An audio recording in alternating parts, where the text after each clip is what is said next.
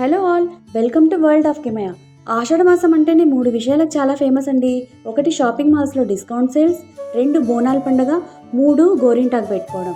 ఇప్పుడు ఈ మధ్య గోరింటాకు సెలబ్రేషన్స్, గోరింటాకు ఈవెంట్స్, గోరింటాకు కిట్టి పార్టీ ఇలా చాలా రీల్స్ చూస్తున్నా అండి. రీజన్ వాట్ ఎవరు, అందరూ సరదాగా కలిసి ముచ్చట్లు చెప్పుకుంటూ ఎంజాయ్ చేయడమే కావాలి.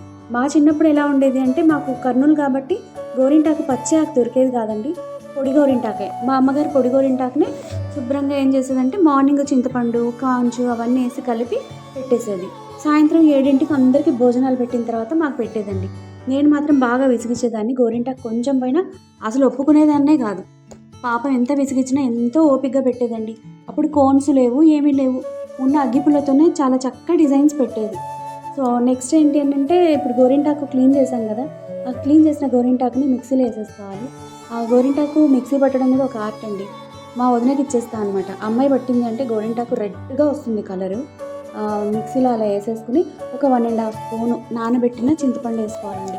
వేసుకుని బాగా మెత్తగా పేస్ట్ చేసుకోవాలి. అంటే పేస్ట్ ఎంత బాగా ఫైన్గా చేస్తే అంత చక్కగా డిజైన్స్ పెట్టుకోవచ్చు. ఇప్పుడంటే కోన్స్ వచ్చాయి, 10 మినిట్స్ గోరింటాకులు కూడా వచ్చేసాయండి. ఎన్ని ఉన్నా కూడా ఆ కెమికల్స్ కన్నా కూడా న్యాచురల్గా మనం ఇలా చేసేసుకుని పెట్టుకుంటే చక్కగా ఉంటుందండి. ఇదిగోండి, ఇలా మిక్సీ పట్టిన తర్వాత ఆ పేస్ట్ మెత్తగా అయింది చూడండి. అది అలా గ్రీన్ కలర్ ఉంది కదా, నేను ఎర్రగా అవుతుందో లేదో అనుకున్నా.